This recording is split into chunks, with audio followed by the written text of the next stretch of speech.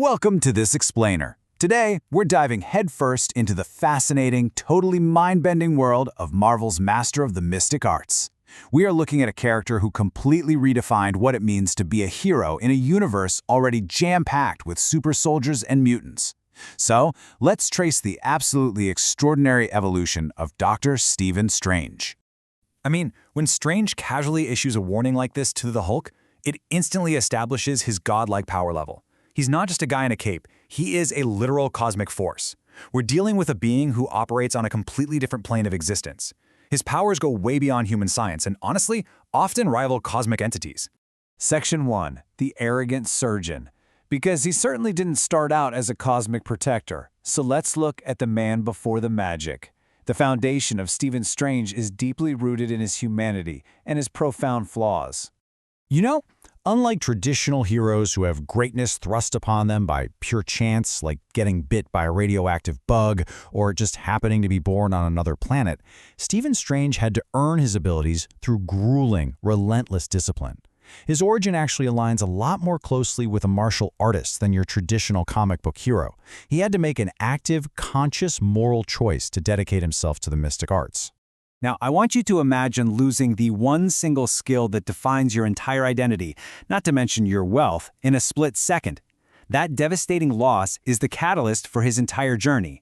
Stephen was a brilliant but incredibly pompous neurosurgeon holding an MD from Columbia University.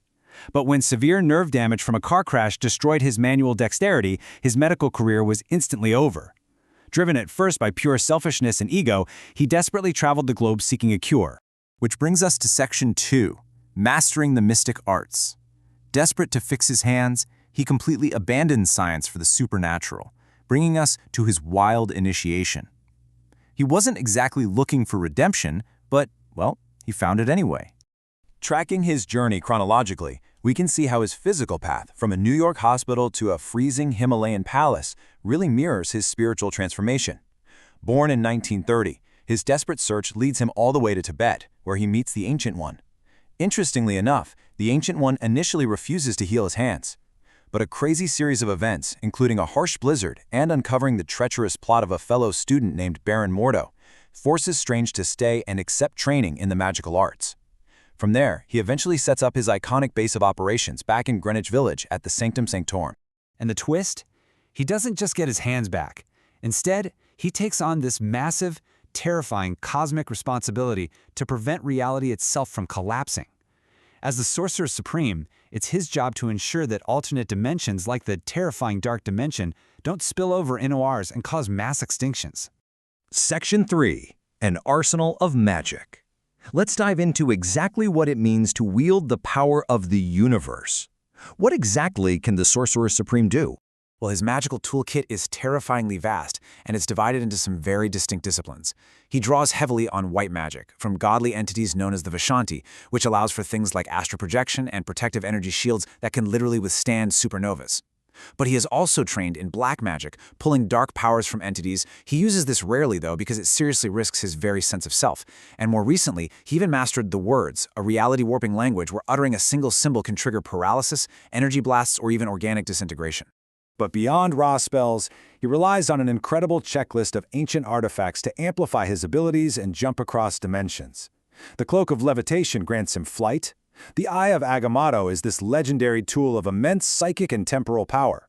And items like the Serum of the Seraphim provide the absolute most potent magical healing known to the occult.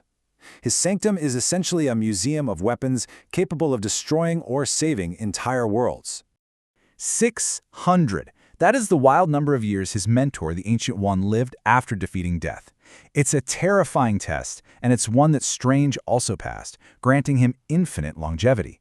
He actually faced death, accepted it, and as a result, he basically stopped aging.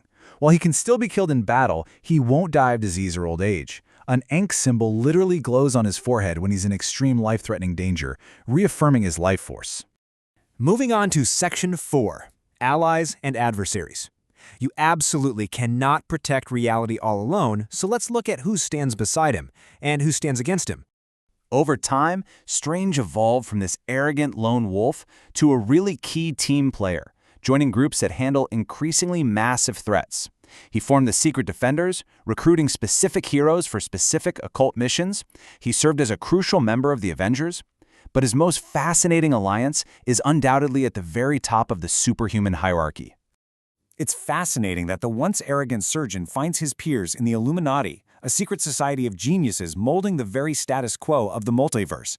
And the dynamic between Strange and the telepathic mutant leader Professor X is incredibly compelling. Think about it. Both carry the massive, isolating burden of protecting a world that fears them, and they often have to make morally ambiguous decisions for the greater good. We even saw a brilliant reflection of this in the MCU, highlighting how Strange operates on an intellectual level shared only by visionary leaders like Charles Xavier. And he definitely needs powerful allies like Xavier, because his rogues gallery, yeah, it isn't just bank robbers. He regularly fights literal gods, demons, and the actual Lord of the Vampires. He goes up against Baron Mordo, his jealous former classmate. He battles Dormammu, the all-powerful demigod of the Dark Dimension. He even stripped away the powers of Shuma-Gorath, a literal ancient extra-dimensional horror using dark magic. Finally, Section 5, a pop culture phenomenon.